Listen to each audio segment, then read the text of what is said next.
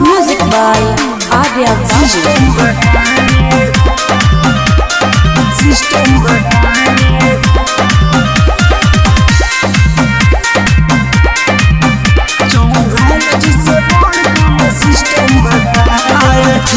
के बाबू ते फानत बारे सिस्टम के बारे में जानत का बारे सिस्टम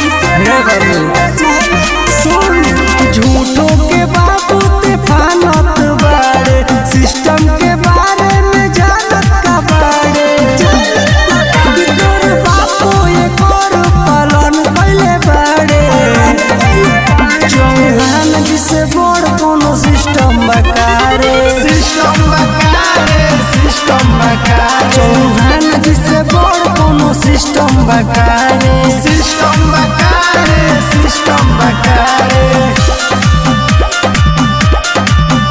चौहान जिसे बड़ सिस्टम बकारे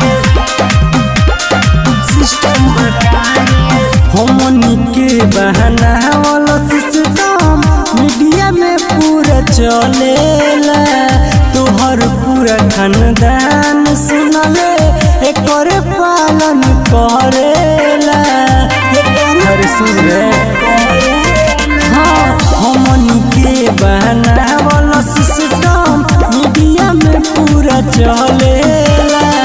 तोहर पूरा खानदान सुनले एकर पालन करेला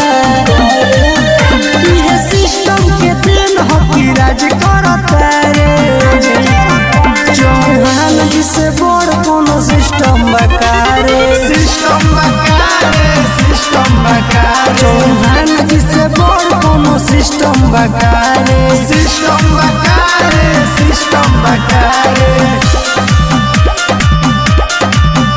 चौहान जिसे बड़ सिस्टम बकारे कौन चौहान कोहे न बात कौनो बनावटी रे यही सिस्टम में रहेला सभे जाला ना के हुआ वटी रे हर जगह पति का जाला रे कौन चौहान कोहे न बात कौनो बनावटी रे यही सिस्टम में रहेला सभे जाला ना के हुआ वटी रे तब नीरज के बात ते मन कहता रे चौहान जिसे बड़ कोनो सिस्टम बकारे चौहान जिसे बड़ कोनो सिस्टम बकारे